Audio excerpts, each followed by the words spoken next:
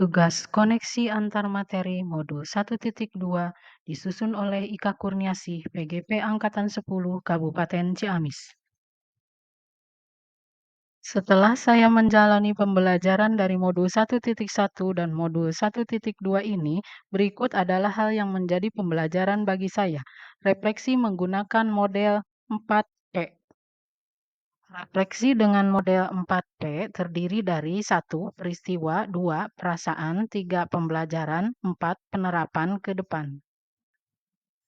Pada tahap peristiwa, momen yang paling penting atau menantang atau mencerahkan bagi saya dalam proses pembelajaran modul 1.1 hingga modul 1.2 adalah yang pertama, pada saat bagian eksplorasi materi modul 1.1, saya merasa tertantang untuk mempelajari, memahami, dan mampu menerapkan filosofi pendidikan menurut Ki Hajar Dewantara. Karena awalnya hanya teologi pendidikan saja yang saya kenal, yang bahkan menyebutnya saja kadang saya salah. Hal ini kemudian diperjelas oleh ibu instruktur yang dielaborasi materi. Yang kedua adalah pada modul 1.2 di bagian koneksi antar materi.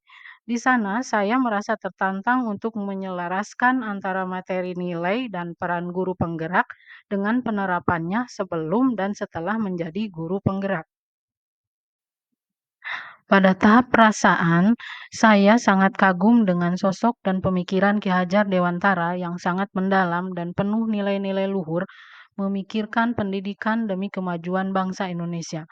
Kemudian saya juga sangat senang bisa belajar tentang filosofi pendidikan dan merasa masih jauh dari yang seharusnya dilakukan oleh seorang pendidik.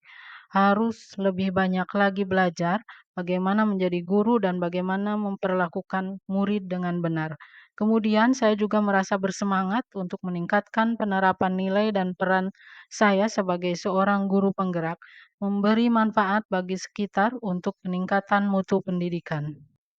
Pada tahap pembelajaran, sebelum momen terjadi, saya berpikir bahwa murid itu seperti kertas kosong yang boleh sesukanya kita tulisi, seperti teko kosong yang harus kita isi dengan cara kita sendiri, tidak usah memperdulikan apakah yang penting kita tuntas menjalankan kewajiban sebagai pengajar. Kita fokus untuk mengejar KKM. Bagaimana caranya supaya murid mendapat nilai melebihi KKM atau dapat diterima di perguruan tinggi negeri pilihannya. Sekarang, saya berpikir bahwa murid adalah subjek. Ketika kita sebagai fasilitator yang menuntun murid untuk mencapai cita-cita pendidikan. Guru bukan hanya mengajar, tapi juga mendidik dengan memperhatikan kodrat alam dan kodrat zaman murid.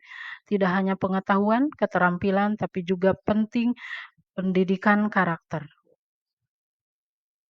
Tahap yang keempat dalam refleksi adalah penerapan ke depan. Dalam penerapan ke depan, upaya saya untuk menguatkan nilai-nilai dan peran guru penggerak adalah sebagai berikut.